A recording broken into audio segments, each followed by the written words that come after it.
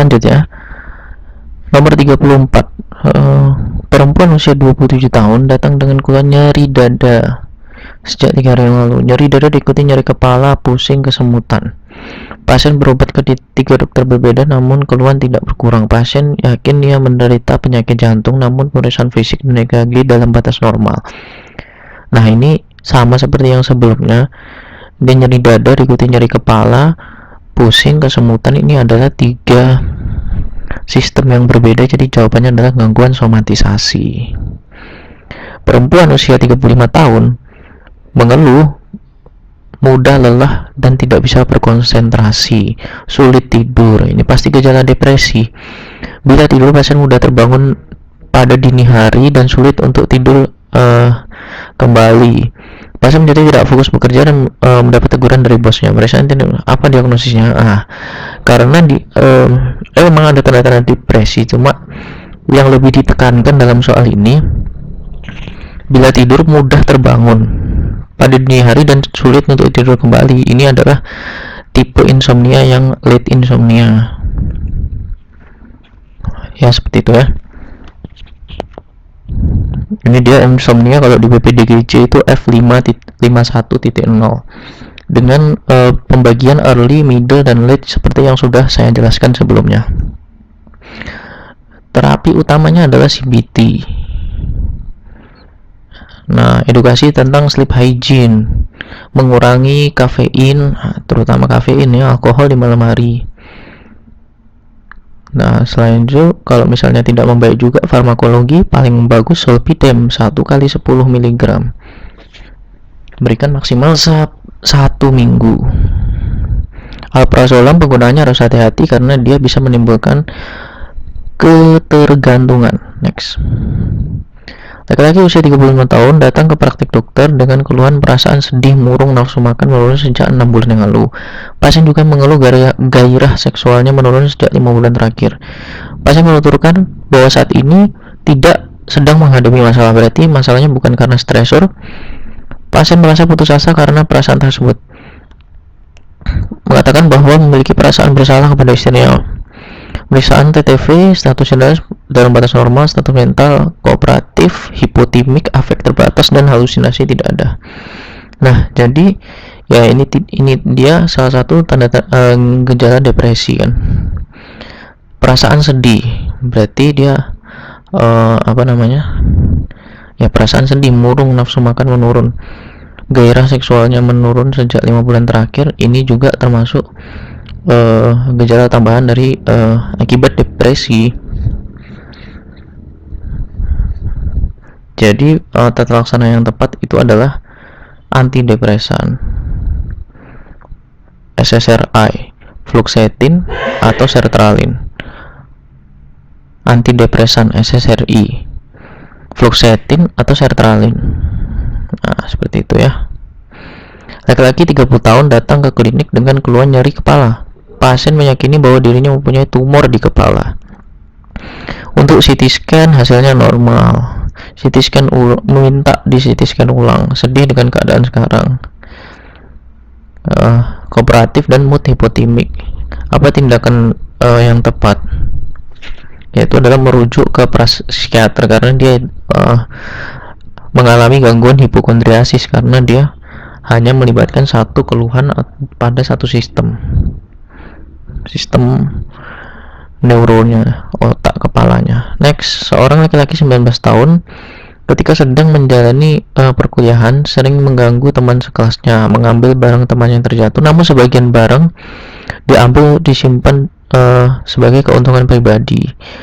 Tugas yang diberikannya juga tidak pernah selesai. Nah, ini adalah ciri kepribadian antisosial. Kenapa? Karena dia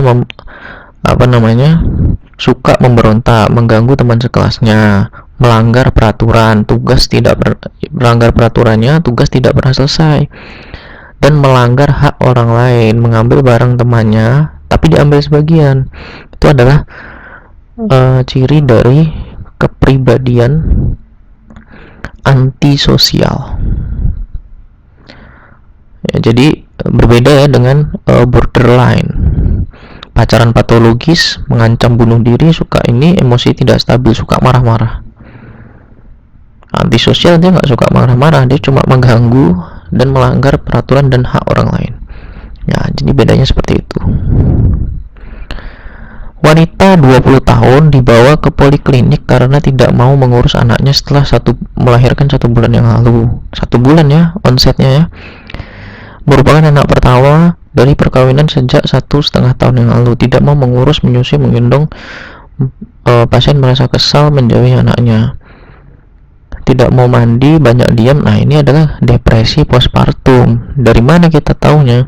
Dari onsetnya udah 1 bulan, lebih dari 2 minggu depresi postpartum, tapi dia tidak disertai dengan gejala psikosis. Seperti itu.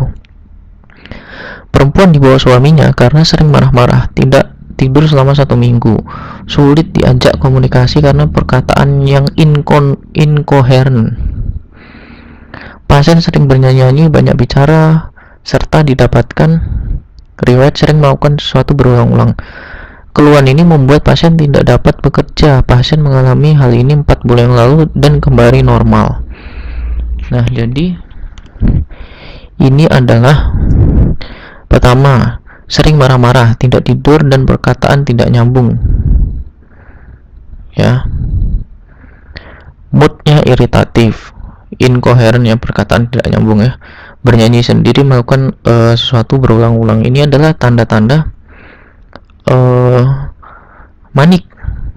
Nah, pasien mengalami hal ini 4 bulan yang lalu dan kembali normal. Artinya di antara 2 fase itu ada fase sehatnya. Jadi dia ke bipolar.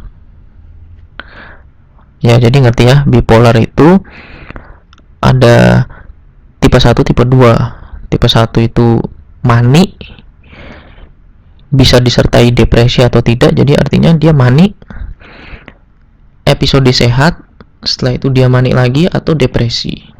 Kalau tipe 2 hipomanik, episode sehat, depresi atau hipomanik lagi. Nah, jadi ini adalah bipolar episode kini manik tanpa ciri psikotik. Nah, jadi terapi yang lini pertama dari bipolar itu dia adalah mood stabilizer. Nah, kalau dia episode kini depresi ditambahkan antidepresan, tapi karena di sini kini manik, jadi terapi lini pertamanya adalah mood stabilizer. Contohnya litium atau asam valproat. Nah, lini keduanya bisa juga diberikan karbamazepin. Nah, sesuai dengan soal di sini ada pilihan kedua, yaitu adalah karbamazepin. Kalau dia disertai ciri psikotik, diberikan antipsikotik. Contohnya haloperidol atau risperidon bisa diberikan. Seorang perempuan 27 tahun datang dengan keluhan merasa cemas akan terkontaminasi oleh kuman sehingga selalu membawa hand sanitizer. Menggunakannya berkali-kali setiap aktivitas di rumah maupun di luar rumah. Pasien sadar bahwa hal tersebut tidak rasional, tapi tetap dilakukannya untuk mengurangi cemasnya. Nah, diagnosisnya adalah gangguan obsesif kompulsif. Meskipun kalau di zaman COVID seperti sekarang ini, kalau kita menjumpai hal seperti ini bukan gangguan obsesif, tapi adalah sebuah kewajiban protokol kesehatan. Sering mencuci tangan atau pakai hand sanitizer berkali-kali lagi, sama persis. Jadi, tapi khusus di soal ini kita jawabnya adalah gangguan obsesif kompulsif. Perempuan usia 18 tahun dibawa orang tuanya ke dokter dengan keluhan sering mengamuk. Menurut keluarganya, pasien terlihat seperti orang yang mengamuk dan berteriak-teriak tanpa menyadari kondisi sekitarnya. Pasien memukul-mukul tanah sambil mengeluarkan suara perempuan tua. Kejang kelonjotan, akhirnya pingsan. Nah, kondisi terjadi pada kasus di atas adalah kesurupan atau nama medisnya adalah transdisosiatif. Nah, jadi ini ada tabel yang menggambarkan gangguan-gangguan yang aneh tuh. Pertama, fugu disosiatif. Dia pergi dari rumah atau tempat kerja secara tiba-tiba dengan lupa terhadap sebagian atau seluruh masa lalu. Tiba-tiba pasien hilang, dikira diculik atau gimana, tiba-tiba balik pakai nama identitas yang lain atau identitas baru, termasuk gangguan fugu disosiatif. Identitas disosiatif itu kepribadian lebih dari satu. Nah, misalnya pagi namanya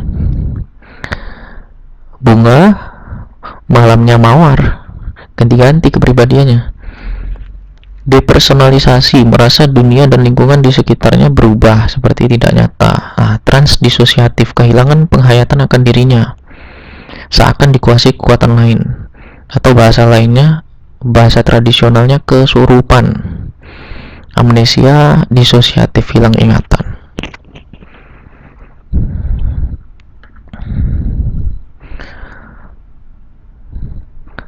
Anak perempuan 12 tahun dibawa ke dokter oleh ibunya karena sering melihat pasien mencabuti rambut sendiri. Dari lahir normal tumbuh kembangnya, selalu menyendiri, jarang bermain, prestasi biasa. Pasien mengatakan jika tidak mencabut, dia merasa gelisah. Nah, ini dia khas pada kelainan trikotilomania. Jadi, apakah terapi psikososial yang dilakukan adalah terapi perilaku? Nah, trikotilomania. Jadi psikoterapi kan, suportif, memperkuat defense mekanisme yang matur, jangan yang imatur. Terapi kognitif, terapi behavior, dan juga terakhir CBT. Kalau nggak bisa juga kasih farmakologis karena dia termasuk gangguan cemas, itu SSRI. Selalu jawabannya SSRI, kebanyakan ya, nggak selalu. Terapi tingkah laku, seperti itu. Laki-laki usia 21 tahun datang ke klinik karena keluhan sulit tidur yang sudah dirasakan 2 minggu belakangan. Sejak ia pindah ke Jakarta, pasien harus pindah karena urusan pekerjaan. Pasien mengaku belakangan ini beban pekerjaan makin banyak, sering merasa cemas dan sulit tidur. Nah, jadi jawabannya di sini adalah disomnia karena dia ada gangguan kualitas tidur, sulit tidur sudah 2 minggu sejak dia pindah. Meskipun dia ada kalau misalnya ditanya, dia juga bisa berkaitan dengan gangguan penyesuaian. Jadi dia karena pindah dia tidak bisa menyesuaikan diri. Tapi pada soal ini dia lebih menjurus karena dia itu gangguan tidurnya karena beban pekerjaan. Jadi karena beban pekerjaan sehingga membuat dia sulit tidur.